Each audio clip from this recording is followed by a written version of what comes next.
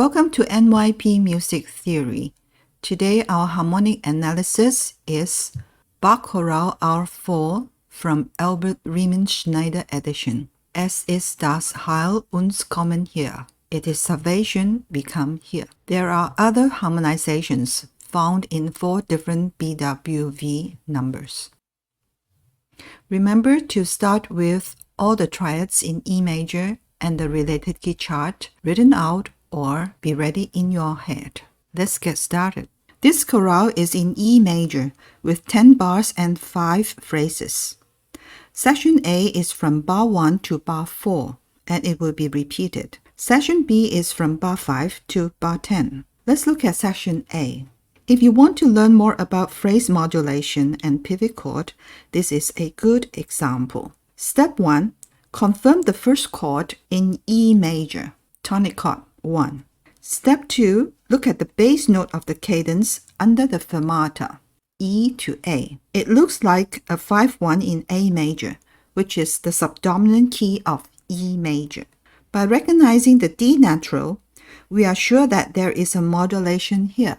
Look at the common chord before the first D natural appears. E major 1 equals A major 5, so it is a pivot chord here. Observe the accented passing note and suspension used here.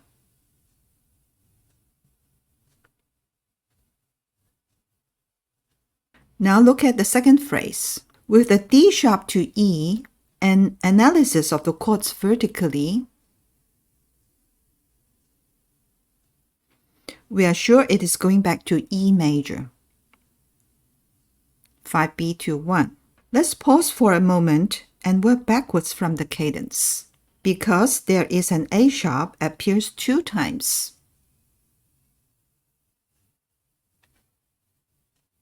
Look at the bass note F sharp to B. It looks like a 5-1 in B major, which is the dominant key of E major. Now we can confirm the modulation and the pivot chord.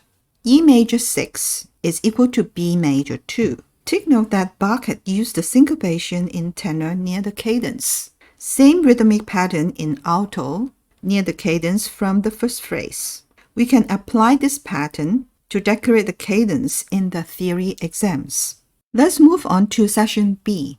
It continues with B major as we detect the 2 A sharps. The cadence is still in B major, 5-1.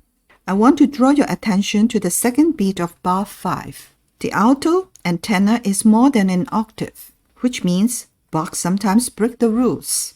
But as a student, you are not encouraged to do so, as it will be taken as a mistake in the exam. After the fermata, the B major 4 acts as a pivot chord to A major, because there is no more A sharps. There is a tricky modulation at the end of this phrase. The E sharps prompt us to think of the leading note of F sharp minor. Analyze the chord vertically gives us the result of a diminished 7 of 6, resolved to 6 in A major. We can explain it as a secondary diminished 7, or a transient modulation from the 7 diminished 7 to 1, then 5. That is an imperfect cadence in F sharp minor. The E natural in the beginning of the last phrase brings us back to E major. We can also confirm from the B to E in the final cadence, and the A sharp on the first beat of last bar is a 2B major chord, or secondary dominant 5B of 5 to 5. Finally, I want to show you the overlapping of voices between alto and tenor in these 3 chords. Bach broke the rules again, but as students, don't do that in the exam.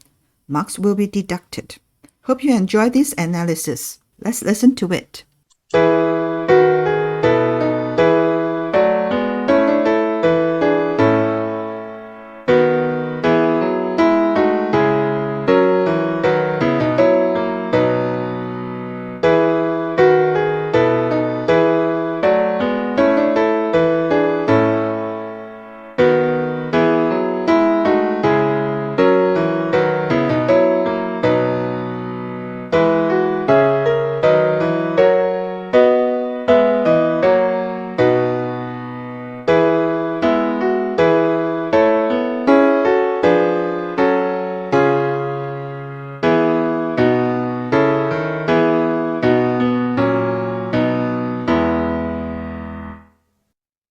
Thanks for watching. If you find the video helpful, please like, share, and comment below. See you next time.